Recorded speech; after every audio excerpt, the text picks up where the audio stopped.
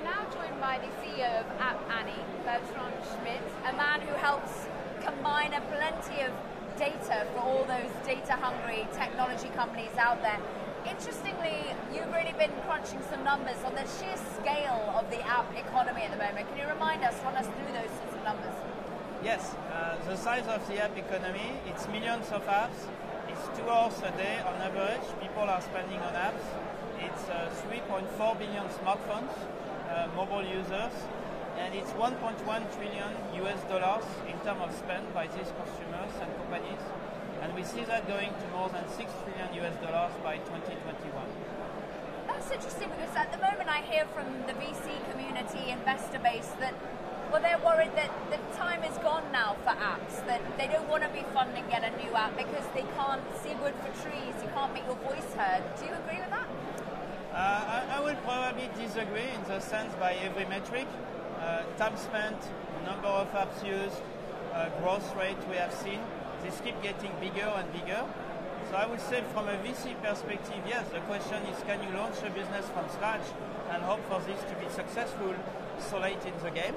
That's probably a bigger question for them. But for us, for established business, for established startups that have become grown-up, I believe it's exciting time and times of great opportunities, actually. What are the new ways in which we're seeing payments within apps grow? I mean, is it by the games that you pay for? Is it premium that you spend money on? How are the revenue streams panning out? So, multiple revenue streams. From games, it moved very quickly to a freemium business model with in-app purchase. It worked very well, it's still working very well. 90% of all gaming monetization goes that way, probably. Outside gaming, it's more subscription-based type of business model. In news, in media, in entertainment, in dating, in language learning. We see advertising, huge as well. So advertising is already a bigger market, advertising in-app versus what consumers are spending directly. But the biggest piece is really around m-commerce. M-commerce has been growing very fast, and we see even faster growth in the coming few years because of two phenomena.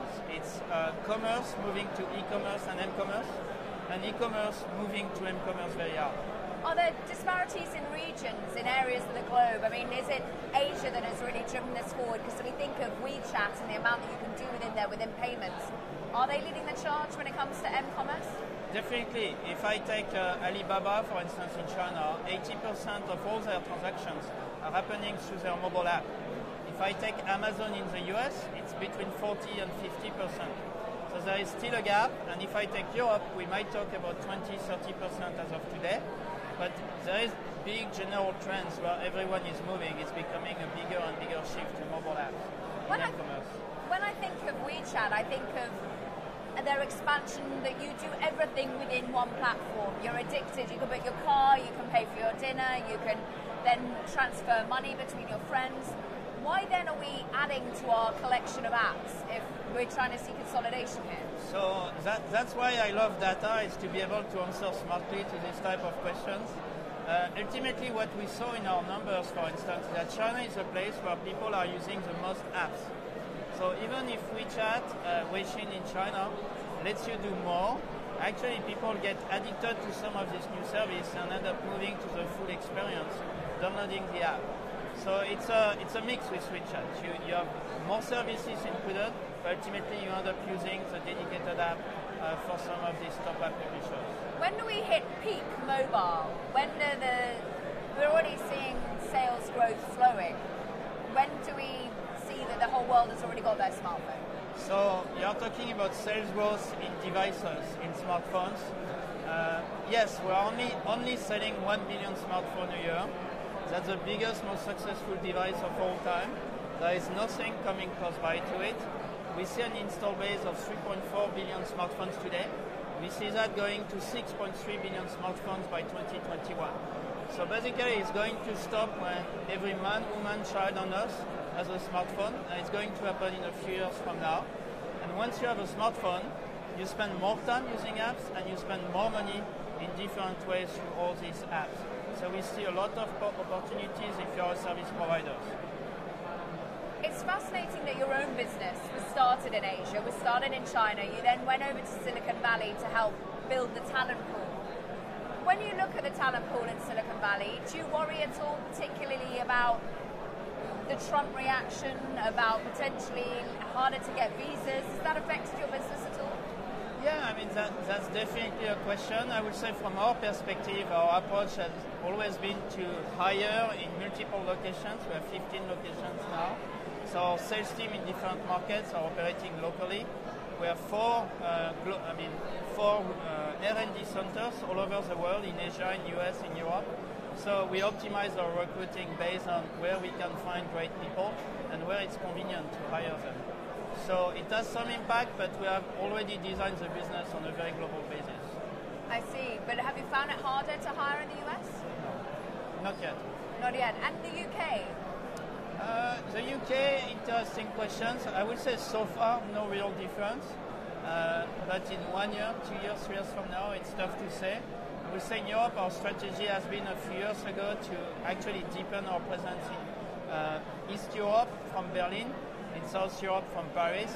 So from the UK, we are running more UK and Northern Europe anyway.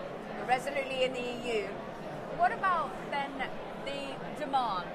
The companies you supply the data to, they range from Amazon to Google to so many of the key top players. Where is demand stemming from the most at the moment for your services and your data? So for services, it's more around today, more around the mainstream clients, mainstream businesses that are consumer facing. And because their consumers, their clients are spending so much time on apps, they have to reinvent their business model on apps. Those that are doing it fast and early enough and well have a great benefit. The rest are running fast right now to try to compensate, because many realize in a few years' time the economics of your business model might have changed so dramatically that you need to be in a great position to compete. Any companies you think are really leading the way, really showing how it's done?